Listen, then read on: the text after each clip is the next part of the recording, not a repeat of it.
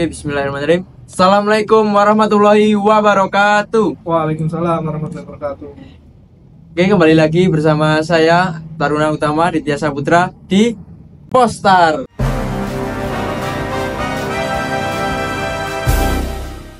Podcast Taruna.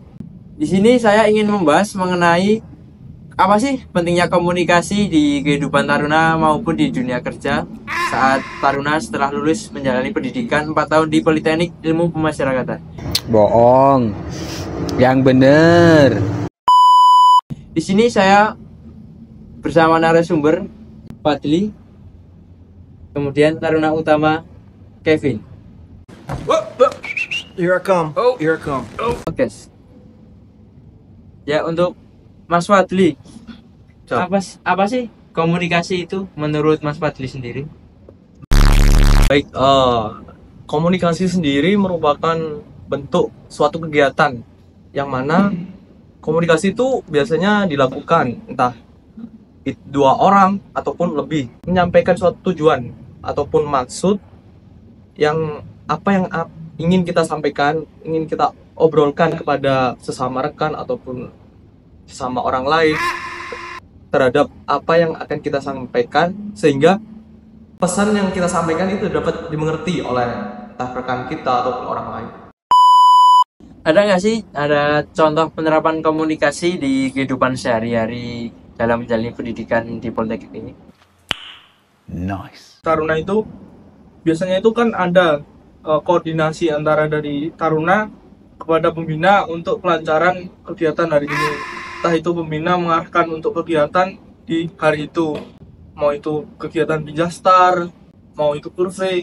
Nah itu nanti itu biasanya komandan apel dan pel itu meminta arahan pada pembina. Nah itu di situ sangat penting komunikasi itu, dimana nanti danpelnya menghubungi pembina, lalu pembina mengarahkan kegiatan pada hari itu apa yang akan dilaksanakan, entah itu kurve dan Pinjastar. Nah nanti setelah itu danpel akan menyampaikan ke jajaran Dantak, komandan tetap, dan dilakukan ke anggotanya dan dilaksanakan dengan maksimal seperti itu. Mengerikan.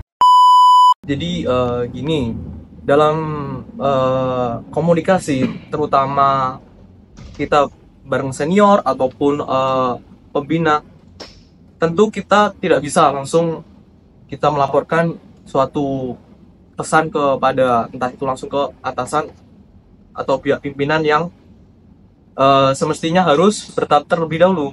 Jadi dalam kampus kami Politeknik Ilmu Pemasyarakatan ada yang namanya hierarki ya Ben ya? Ya, itu hierarki. Jadi hierarki itu sendiri itu ada tingkatan. Jadi ketika kita menyampaikan laporan ataupun bertanya entah kepada senior ataupun kepada pembina, itu harus bertahap.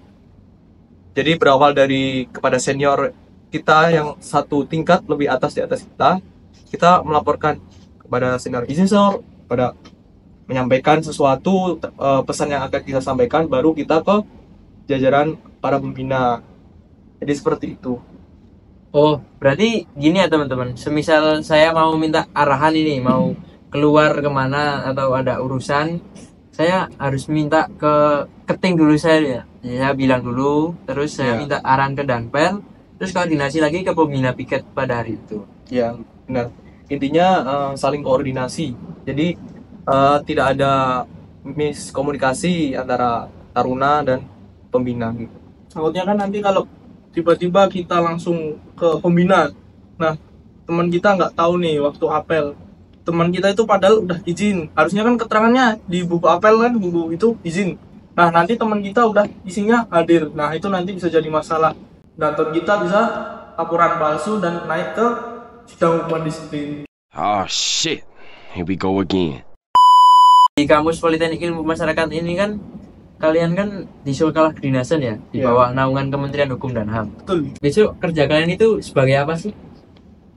Jadi dalam kampus Politeknik Ilmu Pemasyarakatan ini kan terbagi dari 3 prodi. Yang pertama ada teknik pemasyarakatan, kedua ada bimbingan kemasyarakatan, dan yang ketiga ada manajemen pemasyarakatan. Kebetulan kita kan dari prodi bimbingan kemasyarakatan. Jadi untuk prospek lulusannya akan menjadi seorang PK. Apa itu PK? Yaitu pembimbing kemasyarakatan. Oh, berarti pembimbing kemasyarakatan itu kerjanya besok kayak bimbing-bimbing napi ya, biar Ya. dia bisa Ya. balik lagi kepada masyarakat, bisa berbaur lagi ke masyarakat. Nah, jadi kan pas banget tuh komunikasi diajarkan di prodi kita, nantinya kita bakal berkomunikasi dengan orang banyak. Nah, pas banget. That's quite big. Berarti penting banget ya komunikasi di prodi kalian ini. Gimana sih kayak penerapan ya, semisal jadi PK saat kerja tuh gimana sih komunikasi yang baik? Jadi ketika kita nanti lulus jadi seorang PK, tentunya kita harus memiliki basic komunikasi yang baik agar kita dapat menyampaikan pesan dan terutama kita kan membimbing orang nih dari yang salah, bagaimana kita caranya agar bisa mengembalikan orang itu ke arah yang lebih baik. Nah, dalam suatu pengarahan yang kita berikan kepada narapidana ataupun klien, tentu kita harus memiliki basic komunikasi yang baik. Gak bisa kita ngomong asal muasal, gak bisa. Jadi harus memiliki basic dasar yang kuat untuk fondasi dalam dunia kerja nanti. Berarti semisal kalian ini mau kerja ya sebagai PK, mau membimbing tuh komunikasi ini sangat penting memang ya untuk menjelaskan apa sih yang seharusnya napi ini lakukan agar dirinya dapat memperbaiki dirinya kembali. Ya mungkin itu saja dari saya. Terima kasih teman-teman Mas Fadli dan Mas Kevin yang sudah menyempatkan waktunya di kala kesibukan menjalani pendidikan di Politeknik Ilmu Kemasyarakatan ini.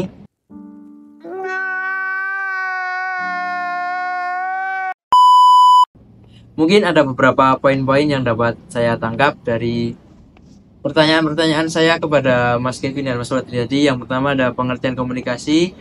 Ya, komunikasi ini intinya kita kepada manusia ini pasti akan bersosialisasi, dan itu sarana dan prasarana menggunakan komunikasi, di mana kita menyampaikan sebuah pesan kepada mereka yang sesuai dengan apa yang kita maksud, sehingga mereka dapat mengerti apa yang kita obrolkan. Kemudian dikala mereka menjadi taruna, pentingnya komunikasi ini menjadi koordinasi dalam setiap kegiatan taruna, karena setiap kegiatan taruna ini taruna dilatih untuk menjadi pemimpin, yaitu dapat berkoordinasi di setiap tingkatannya, yaitu ada hierarki.